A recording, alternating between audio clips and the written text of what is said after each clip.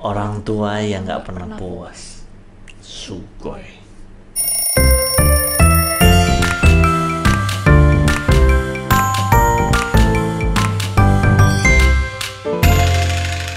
Ohayo, selamat pagi teman-teman yang belum pada mandi. Serta konnichiwa, serta konbanwa buat teman-teman yang nonton kita di siang sore dan juga malam hari.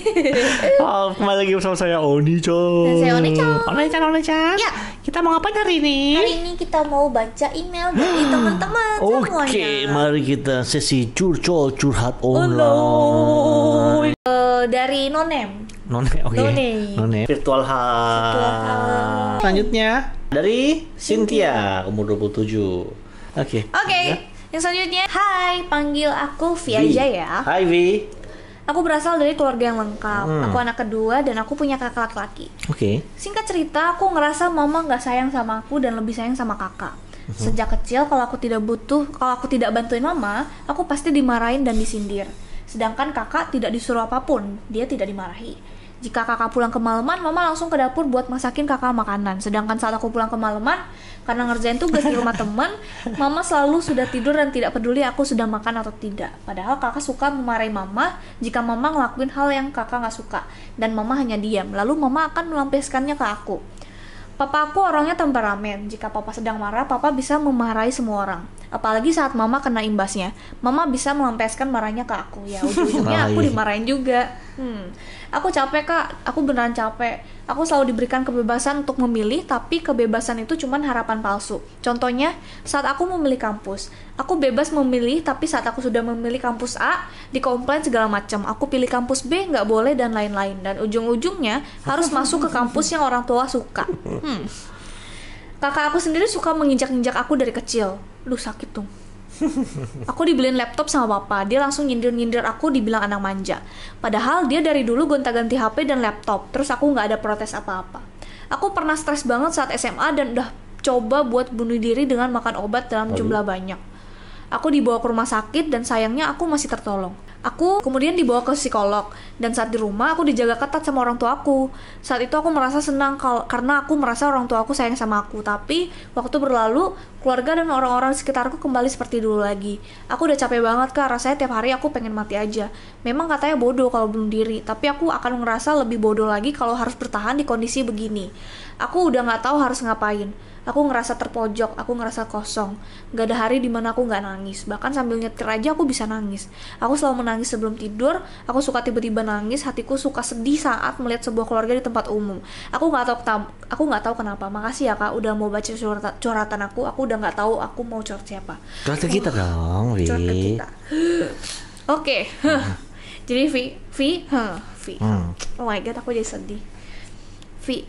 Jadi aku tuh dulu waktu SMA kayaknya sama bisa ngerti banget sih yang Vi rasakan. Jadi dulu tuh aku SMA, wah gila, aku tuh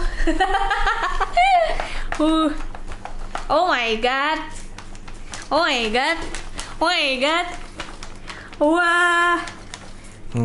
jangan sedih. Nih peluk kamu boneka. Dikit aja sih nggak usah yang baik. Aku jadi sedih ngeliat Oni-chan sedih. Oke. Ya. Nggak tahu sih, sebenarnya aku juga nggak cerita panjang gimana, tapi aku cuman tiba-tiba teringat saja masa-masa dulu. Dulu juga aku tuh tiap malam selalu nangis sendiri gitu. Jadi sebelum tidur pasti aku nangis. Bahkan dulu tuh aku nggak tahu kenapa, aku tuh kayak perpindahan moodnya gila banget. Jadi aku di malam itu bisa ketawa, nangis, merenung, ketawa lagi, nangis lagi gitu. Dan aku tuh sampai ngerasa, sumpah aku kalau kayak gini lama-lama bisa gila. Dan itu tuh karena masalah keluarga juga sebenarnya. Gimana ya, aku juga nggak bisa cerita sih karena aku nggak enak juga kalau misalnya sampai ada yang aku kenal terus nonton. Cuman aku ngerti banget sih. Sebenarnya sih aku itu sampai lulus SMA tuh masih belum bisa lepas nih, bahkan sampai awal kuliah belum bisa lepas sama masa-masa kelam itu. Cuma akhirnya aku tuh diajak temen aku ikutan komunitas gitu, komunitas dari ibadah gitu sih sebenarnya. Iya, komunitas gereja gitu ya. Komunitas gereja. Jadi diajak kayak ibadah, diajak konsel, jadi kita sharing, terus diajak doa. Nah, lama-kelamaan tuh akhirnya aku mulai bisa deket sama beberapa dan akhirnya aku bisa terbuka sama mereka. Nah, di situ aku mulai cerita sama mereka tentang kayak hubungan aku sama orang tua aku, terus perlakuan mereka ke aku kayak gimana, sama kesedihan-kesedihan aku gitu ke mereka.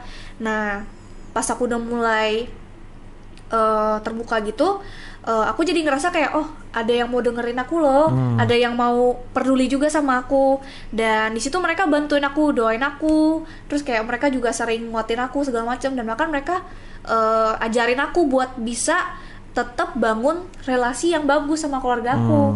Jadi kuncinya itu walaupun keluarga kita itu tindakan dan perlakuannya ke kita itu enggak seperti keluarga-keluarga lain yang indah kita lihat, kita tetap harus bisa respect sama mereka pertama. Terus kita juga harus tetap sering ngobrol sama mereka juga. Kita harus inisiatif. Emang harus kita yang gerak dan harus kita yang bangun relasi, karena orang tua kita pasti bakal udah sibuk duluan buat bisa ngajakin kita ngobrol segala macam, dan bahkan mereka tuh cenderung tidak sadar kalau kita tuh butuh banget perhatiannya mereka, dan kita juga butuh saat-saat kita bisa ngobrol sama mereka segala macam. Nah, di situ akhirnya ya udah aku mulai belajar buat kayak SMS ke papa, kayak misalnya ada hari, kan aku ngekos tuh udah kuliah, ada hari ayah, aku pokoknya ada hari ayah, ada hari Idul Fitri, ada hari apalah pokoknya, hari ulang tahun segala macam. Aku inget-inget aja biar aku bisa punya alasan buat SMS, karena aku tuh bingung banget mau bahannya. SMS topik apa gitu. Jadi aku SMS Happy Father's Day segala macam, tapi nggak dibales sih. Sedihnya nggak dibales sih. Cuman ya at least aku tahu dia mungkin udah baca lah paling nggak kayak gitu. Tapi ternyata itu tuh ada dampaknya kayak gitu. Aku doain juga sih dia, aku doain dia segala macam. Dan pas aku ulang tahun untuk pertama kalinya seumur hidup aku, dia SMS gitu ngucapin selamat ulang tahun, dan aku terharu banget gitu loh, kayak oh my god, wah this is my happiest birthday segala macam kayak gitu. Dan kayak wah ternyata ketika aku mau mencoba, ketika aku mau doain dia, ketika aku tetap mau respect dan bangun relasi sama dia, ternyata bakal ada dampak baiknya juga loh, walaupun mungkin pelan-pelan. Jadi menurut aku buat Vi, bentuk mereka bisa bawa kamu ke psikolog dan jaga ketat kamu, itu bentuk perhatian mereka yang harus kamu sadari juga loh menurut aku. Mereka juga sayang kamu, sehingga mereka tetap peduli dan mau kamu bisa sembuh dari stresnya kamu itu. Tapi kamu harus sadar juga kalau mereka mungkin punya tuntutan buat kerja, dan mungkin mereka juga punya masa lalu yang gak enak juga, sehingga memperlakukan kamu sama kakak kamu secara beda. Dan menurut aku itu emang harus gimana ya Oni-chan, harus di apa ya, gimana ya. Kalau aku sih nomor satu, memang normal dan memang seharusnya anak laki-laki dekat sama ibunya, dan anak perempuan dekat sama ayahnya. Normalnya memang seperti itu idealnya, karena itu papa kamu kan yang beliin kamu laptop kan, bukan mama kamu. Dan mama kamu lebih dekat sama adik kamu, kakak kamu yang cowok, itu normal, itu something normal. Justru kalau kamu dekat sama mama kamu, kemudian kakak kamu laki-laki dekat sama papa kamu, itu secara psikologi itu kurang baik gitu. Kalau soal kamu kan udah tanya nih, aku udah nggak tahu harus ngapain, aku merasa terpojok, aku merasa kosong. Nomor satu sih doa gitu. Semuanya ini pusatnya kamu. Aku yakin kamu sudah mencoba berbagai macam, tapi nomor satu, aku tidak menemukan ada doa di dalam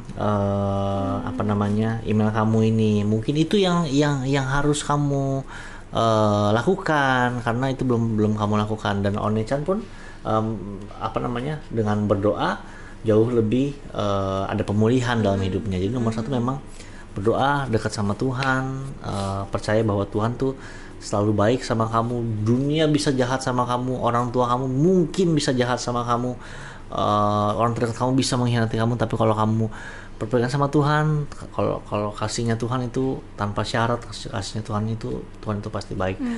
Kalau kamu mau add line kita, mungkin nanti bisa ngobrol langsung di itu, kita bisa kirimin doa ya, pakai Iya. voice note juga kita bisa doain kayak gitu. Benar. Dan apa namanya, kita juga doanya juga nggak agama tertentu kok, kita Iya, doain iya. general gitu. Kita percaya Tuhan sayang semua umat manusia Betul. gitu.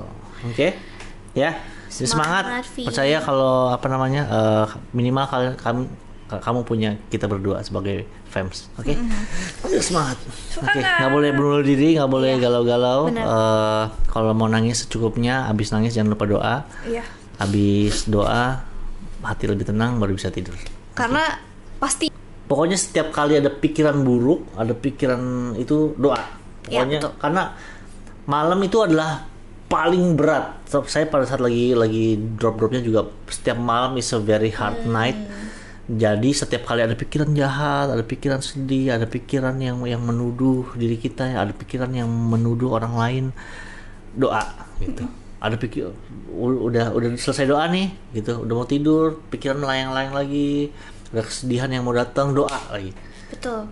Pokoknya setiap kali mau sedih doa, setiap kali mau sedih doa, setiap kali mau sedih doa gitu. Oke, semangat terus, Vi. Semangat, Vi.